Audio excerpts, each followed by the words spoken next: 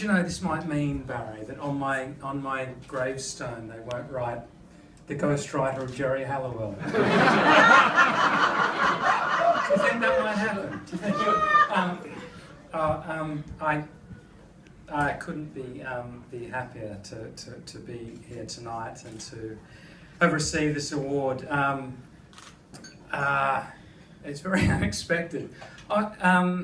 You know, it's a long way to get here from where I live, and this book, Life or Death, it was a long while coming.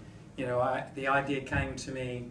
It was 20 years ago. It was on March the 20th, 1995, when I read 2 paragraphs in a newspaper about a man who escapes from jail the day before he's due to be released. And obviously, you know, the question is why.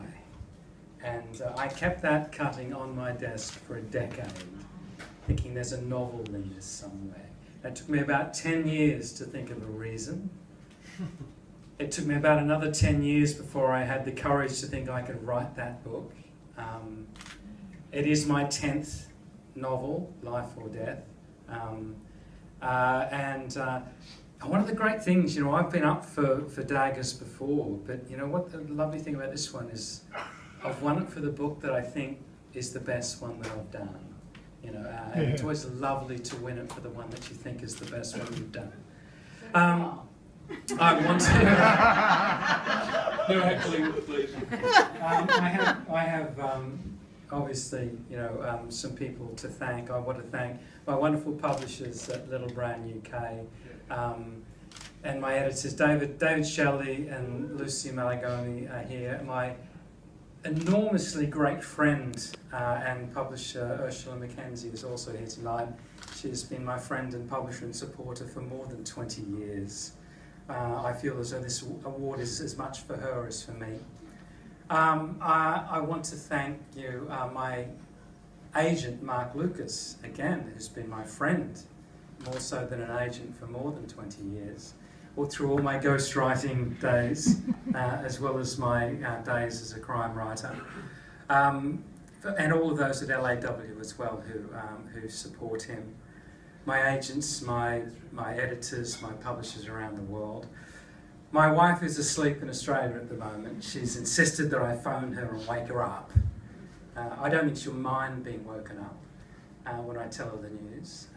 My 3 daughters, who are also asleep, they will mind being woken up because they are teenagers. But I will probably wake them anyway because I'm allowed. They woke me for so many nights. I want to thank my mum. My mum now has reached an age where her mind has sort of gone, sadly.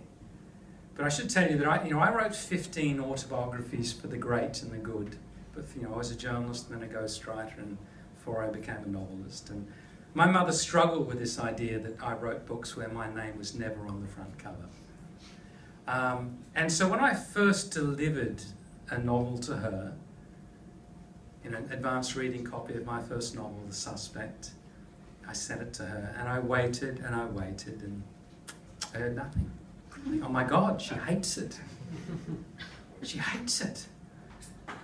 And I gained the courage and I rang her and said, Mum, did you perhaps get a chance to read that book with my name in really big type on the front cover?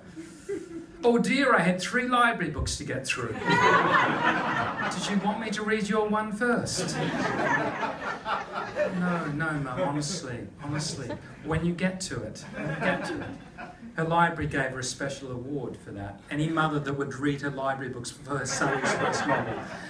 But anyway, then I waited several more weeks and I rang her and said, Mum, did you get a chance to read my novel? And she said, yes, I did, of course. What did you think? It took me a while to get into, but then I did. I wanted to put that on my website. Underneath the Washington Post review and the Times of London review. Author's mother, took me a while to get into, but then I did. And then she said to me, what are you going to do next, dear? And I said, well, Mum, this book has been sold into more than 20 translations and they want me to write another. Do you think that's wise? Perhaps you should rest on your laurels. Well, Mum, I didn't rest on my laurels.